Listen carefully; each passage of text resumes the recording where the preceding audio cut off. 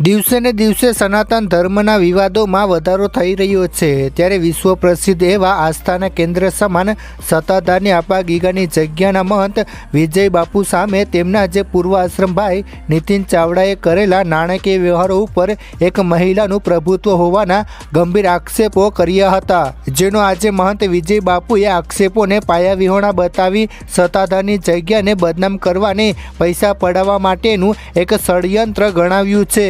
સત્તાધારની જગ્યાના છઠ્ઠી પેઢીના વંશજોએ આજે અમુક પોસ્ટકાર્ડ બતાવતા કહ્યું છે કે પહેલાંના મહંતો દીક્ષિત હતા પરંતુ શિક્ષિત ન હતા, પરંતુ વિજય બાપુ આવ્યા પછી અહીં તમામ વિકાસો થયા છે।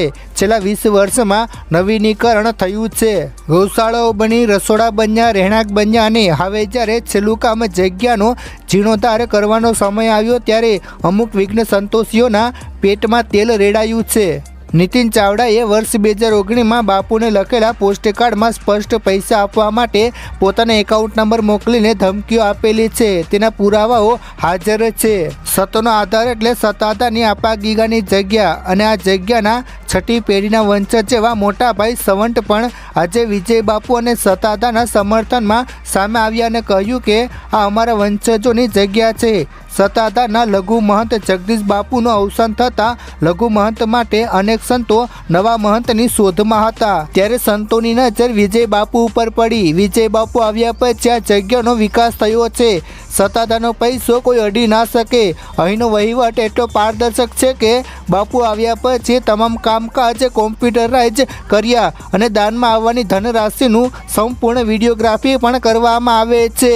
સત્તાધારના મહંત વિજય બાપુએ વધુમાં કહ્યું કે વિવાદમાં તો ઊભી કરવામાં આવેલી એક પેટર્ન છે, ચોક્કસ માણસો તેની પાછળ છે। પૂર્વાશ્રમના નીતિનભાઈ ચાવડાએ પોતાના મંતવ્ય રજૂ કર્યા છે, જે આક્ષેપો મૂક્યા છે તેમાં અમારી સંસ્થા 250 વર્ષ જૂની છે। જ્યાં મિત્રો આજે સત્તાધારના મહંત વિજય બાપુ આવ્યા મેદાને કર્યા મોટા ખુલાસા। તેમણે મીડિયા સામે વાત કરતા જણાવ્યું કે નીતિનભાઈ ચાવડા અમારી વિરુદ્ધ જે પણ આક્ષેપો લગાવી રહ્યા છે તે તદ્દન ખોટા છે, તેનો મકસદ કંઈ અલગ હોઈ શકે છે। સત્તાધારમાં અમારી સંસ્થા 250 વર્ષ જૂની છે, અમે વર્ષોથી લોકો, પ્રાણી અને જીવોની સેવા કરી રહ્યા છે। આ જગ્યા કોઈ સામાન્ય નથી, આપાગીગાની પવિત્ર જગ્યા છે।